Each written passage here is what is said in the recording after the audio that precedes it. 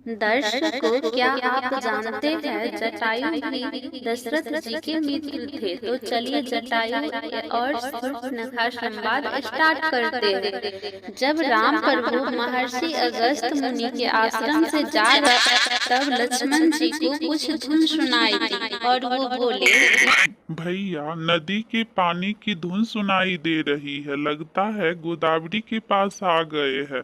तब राम जी बोले, हाँ लक्ष्मण, यही पंचवटी होगी। तब सीता जी वो बोली, देखो ये क्या है? तब राम जी बोले, कोई बहुत बड़ा गिद्ध है, जैसा गिद्धों का राजा हो। फिर लक्ष्मण जी बोले, इतना बड़ा गिद्ध मैंने आज तक न देखा न सुना है। मुझे तो लगता है कोई मायावी राक्षस है। भैया, मुझे आज्ञा दीजिए, मैं अपने एक ही बाण से इसे यमलोक पहुंचा दूंगा। तब राम जी बोले, धीरज से काम लो लक्ष्मण, तुम्हें चित्रकूट की भविष्यवाणी याद नहीं? जब तक शत्रु अथवा मित्र का पूर्ण निश्चय ना हो जाए तब तक केवल आशंका से प्रेरित होकर किसी पर वार नहीं कर देना चाहिए, नहीं तो पीछे पछताना पड़ता है। फिर तीनों गिद्ध के पास आए और राम जी पूछे, हे महापक्षी, मैं आपका परिचय जानने की इच्छा से यहाँ आपके सम्मुख आया हूँ। आप कौन है और किस उत्तम कुल में आपका जन्म हुआ है? यदि आप उचित समझे तो हमें बताने की कृपा करें। मैं इच्छाकुचित महाराज दशरथ का पुत्र राम अपनी भार्या और अपने अनुज सहित आपको प्रणाम करता हूँ।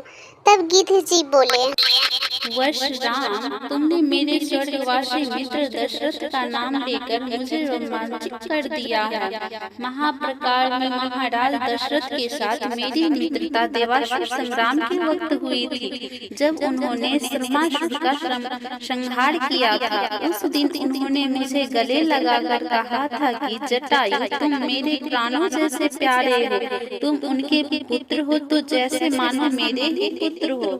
रघुनंदन ऋषि कश्यप के दो पुत्र हुए थे, गरुड़ और अरुण। गरुड़ सूर्य विष्णु जी के सेवा में चला गया और अरुण सूर्य देव की सेवा में लीन हो गया। उन्हीं अरुण का पुत्र हो हम दो भाई हैं। मेरे बड़े भाई संपत्ति गिद्धों के राजा है। मेरा नाम जटायु है। तुम लोग पंचवटी में कुटिया बनाकर रहो, मैं उसके आसपास ही एक पहेड़ी की भांति रक्षा करता रहूंगा। तब राम जी बोले, पक्षी राज, आज कितना भाग्यशाली दिन है। आपसे मिलकर जैसे मेरे पिताजी मेरे से मिल गए। अब मैं अपने आप को फिर से सना और सुरक्षित अनुभव करता हूँ। लक्ष्मण, यहीं पर अपनी परम कुटिया बनाओ। तब गिद्ध जी बोले, हाँ वश, उधर नदी के किनारे वो स्थान सबसे उत्तम है। फिर लक्ष्मण जी सब मिलकर एक बहुत सुंदर कुटिया बनाए।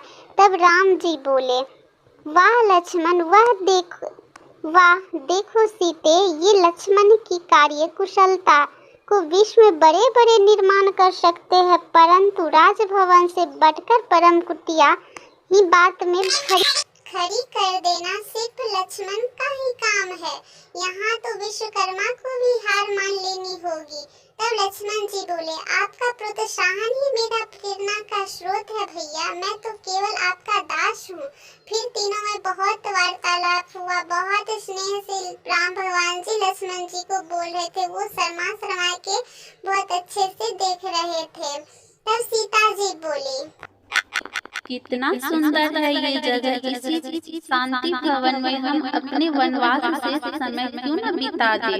अयोध्या त्याग कर वन में भटकते भटकते 12 वर्ष से अति व्यतीत हो गए। तब राम जी बोले, अयोध्या सीते, कैसा पवित्र नाम लिया है तुमने। अयोध्या का नाम स्मरण करते ही जन्मभूमि की माटी की सुगंध रोम रोम में समा जाती है और उसके साथ ही आती है माता कौशल्या का याद। तब सीता जी बोली, आपको तो कभी कभी आती होगी, पर माँ की ये यथा का अनुमान आप नहीं लगा सकते। धर्म, धीरज, संयम सब अपने अंदर समेटे हुए बेटे का वनवास पूरा होने का एक एक दिन गिनते गिनते किस प्रकार वो अपने दिन बिता रही होगी।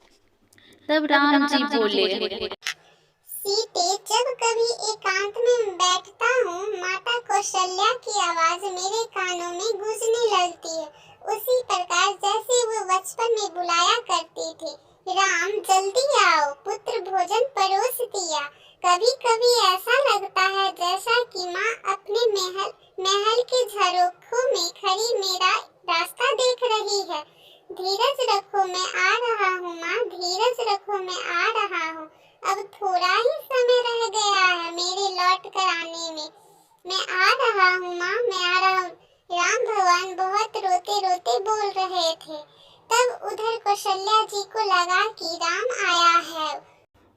सुमित्रा, मेरे राम आ गया और दौड़ने लगी। तब सुमित्रा जी भी दीदी दीदी कहते हुए उनके पीछे दौड़ने लगी और बोली, दीदी ये क्या कर रही है? दीदी नहीं, आपको भ्रम हुआ है, 14 वर्ष नहीं बीते हैं, अभी तो 1 वर्ष बाकी है। फिर सबने कौशल्या जी को बहुत समझाया और बोली, दीदी जैसा 13 वर्ष बीत गया है वैसे ही ये वर्ष बीत रहा।